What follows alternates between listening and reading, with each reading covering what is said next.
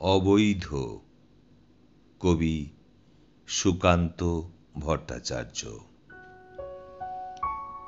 আজ মনে হয় বসন্ত আমার জীবনে এসেছিল উত্তর মহাসাগরের কূলে, আমার স্বপ্নের ফুলে। তারা কথা কয়েছিল অস্পষ্ট পুরনো ভাষায়। অস্ফুট স্বপ্নের ফুল অসহ্য সূর্যের তাপে অনিবার্য ঝরেছিল, মরেছিল নিষ্ঠুর প্রগলভ হতাশায়।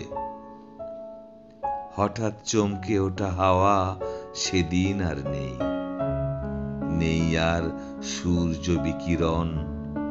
আমার জীবনে তাই ব্যর্থ হলো বাসন্তী মরণ।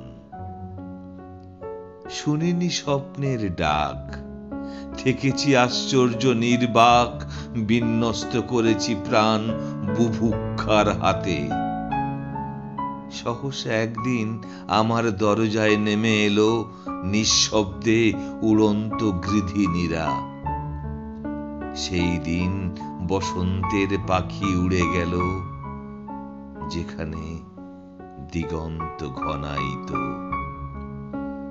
আজ মনে হয় হেমন্তের পড়ন্ত রোদ্দুরে কি করে সম্ভব হলো আমার রক্তকে ভালোবাসা। সূর্যের কুয়াশা এখনো কাটেনি, ঘোচেনি অকাল দুর্ভাবনা। মুহূর্তের সোনা এখনো সভয়ে ক্ষয় হয়। এরই মধ্যে হেমন্তের পড়ন্ত রোদ্দুর কঠিন কাস্তেতে দেয় সুর।